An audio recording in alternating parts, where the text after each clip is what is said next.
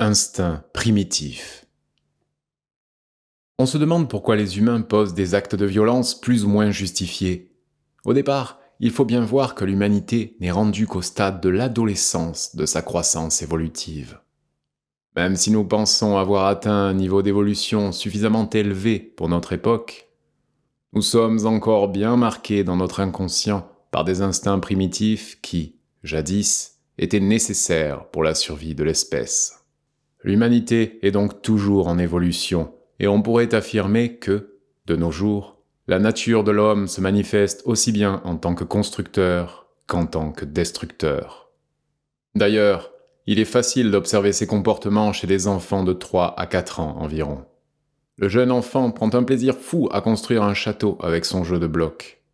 Il prend aussi autant de plaisir à le détruire d'un bon coup de pied. Le même enfant, une fois adulte, change un peu ses attitudes, principalement à cause de l'éducation qu'il a reçue et des règles sociales qui le contraignent. Mais ses pulsions agressives primaires sont toujours en veilleuse dans son inconscient. Il suffit d'un peu de laxisme de la part de ses éducateurs, ou encore que sa conscience personnelle lui permette d'agir en toute insouciance pour qu'on lui reproche des actes criminels parfois.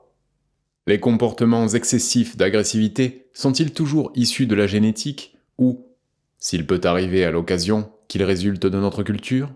À cette question, je répondrai que les causes premières des comportements agressifs peuvent distinctement être imputées soit à la culture, soit à la génétique.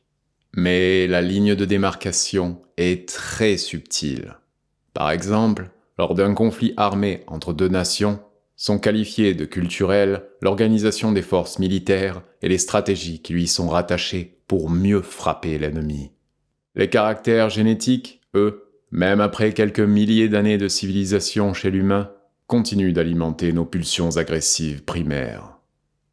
On pourrait donc avancer l'hypothèse selon laquelle l'organisation et le déplacement stratégique des troupes militaires sont culturels, alors que les coups portés directement à l'ennemi ne peuvent trouver leur justification qu'à partir d'un instinct de survie. Il en serait de même pour la chasse sportive ou les combats de boxe organisés. Les stratégies sportives sont culturelles, mais les coups portés relèvent de la génétique, d'un instinct inconscient de survie. En admettant que l'évolution biologique ne soit possible que par mutation génétique, évolution relativement stable depuis l'avènement du culturel, pourrait-on conclure que l'amélioration des comportements humains d'un facteur autre que celui de la génétique? Sans aucun doute.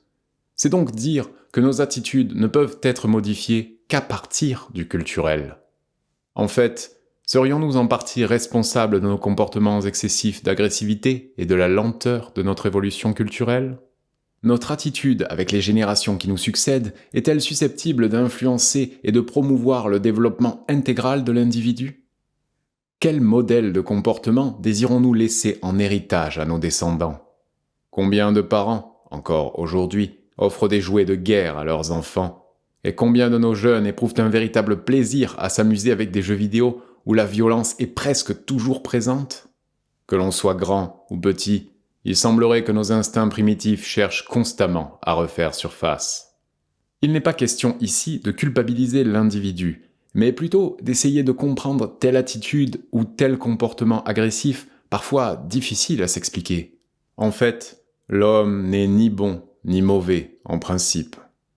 Mais il peut arriver qu'il pose des gestes plus ou moins répréhensibles, lesquels sont bien souvent le résultat d'événements ou de circonstances fortuites ou imposées par le milieu. Le phénomène va sans doute se poursuivre.